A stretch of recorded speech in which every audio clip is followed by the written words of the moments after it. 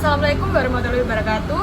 Di sini saya Mutia Ayu dengan NIM 226124114. Di sini saya akan mewawancarai terkait dengan berita yang lagi booming-boomingnya dan marak-maraknya berada di kota besar, yaitu salah satunya pengidap penyakit asam lambung.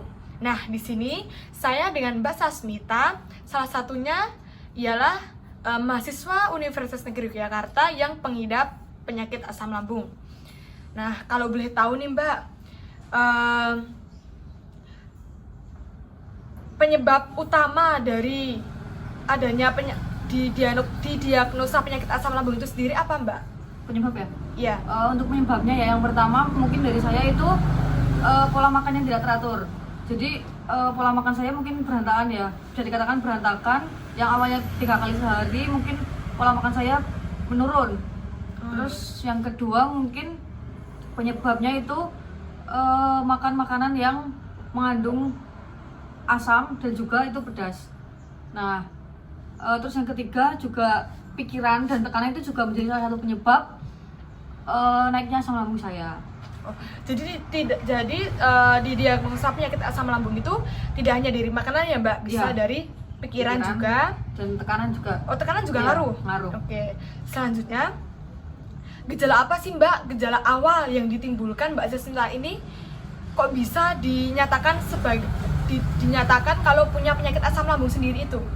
Untuk gejala yang paling kelihatan ya, itu mungkin perut itu apa ya, rasanya kayak mual terus terus juga kalau udah mual itu rasanya pengen muntah.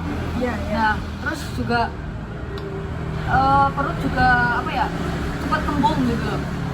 Oh, kayak begang. Jadi seandainya kayak seandainya kita habis makan nih Mbak, jadi kayak perut tuh terasa kayak penuh, tapi kayak mau gimana badan juga nggak enak kayak gitu ya Mbak? Terus mual banget. Oh iya. Selanjutnya, cara mencegah biar tidak terjadi asam lambung naik itu sendiri gimana Mbak, kalau dari Mbak Sasmita sendiri? Untuk cara mencegahnya ya, kalau dari pribadi saya sendiri itu makan makanan yang teratur. Ya tadi seperti nyambung ke penyebabnya, yaitu tadi kan makan makanan kayak pola makannya nggak teratur kan. Jadi di sini cara mencegahnya yaitu dengan cara mungkin makan 3 kali sehari lah, normal pada umumnya. Terus juga mengurangi makan makanan yang pedas, itu sangat ngaruh mungkin bagi saya.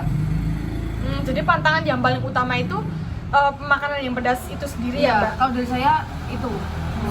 Terus kalau boleh tahu nih Mbak Sasmita ini didiagnosa mempunyai penyakit asam lambung emang dari kecil atau dari waktu pas udah merantau di Jogja ini? Kalau dari saya itu dari kecil belum ada riwayat penyakit asam lambung. Nah, saya ini dikit cerita nggak apa-apa ya? Iya. Nah, kalau dari saya sendiri itu awal naik semester 1 ke semester 2 itu mulai timbul kayak gejala-gejala mungkin seperti nyeri di perut, terus kayak juga gitu gampang mual. Kalau habis konsumsi makan makanan yang pedas kok rasanya mual banget, pengen muntah. Nah, itu terus saya periksa ke dokter pas pada saat itu. Terus ternyata dokter mendiagnosa kalau saya itu mengidap penyakit asam lambung itu pada saat ya semester 1 semester 2. Jadi juga kayak salah satunya juga gara-gara kayak waktu biasanya kan mahasiswa kayak udahlah nanti kita kerjain tugas dulu kayak gitu kan, kayak nanggung terus kita lupa, habis itu kan capek ya Mbak, capek terus nggak sempet makan, habis itu biasanya kita langsung rebahan atau tidur apa gimana, kayak scroll TikTok atau Instagram kayak gitu ya Mbak biasanya. Terus pertanyaan saya yang terakhir, pantangan makanan apa sih Mbak yang kalau dibilang kayak nggak boleh, nanti kalau makan ini nanti asam lambungnya naik, makan ini asam lambungnya naik, itu kalau dari Mbak Sasmita apa? Kalau dari saya sendiri ya itu tadi makan makanan yang pedas dan berbau asam. Nah, seperti makanannya itu contohnya kayak seblak. Itu itu salah satu penyebab utama saya pas dulu mengidap penyakit asam lambung. Oh, berarti juga maksudnya juga pedas yang paling utama, asam. Terus pokok makan makanan yang mengandung kafein juga itu. Oh, kafein juga iya. Oh iya. Mungkin cukup sekian ya Mbak wawancara dari saya terkait dengan adanya berita yang lagi marak-maraknya berada di kota besar ini terkait dengan penyakit asam lambung. Terima kasih atas informasinya terkait dengan gejala, cara mencegah, dan makanan yang perlu dihindari dari penyakit asam lambung sendiri. Kurang lebihnya saya mohon maaf. Wassalamualaikum warahmatullahi wabarakatuh.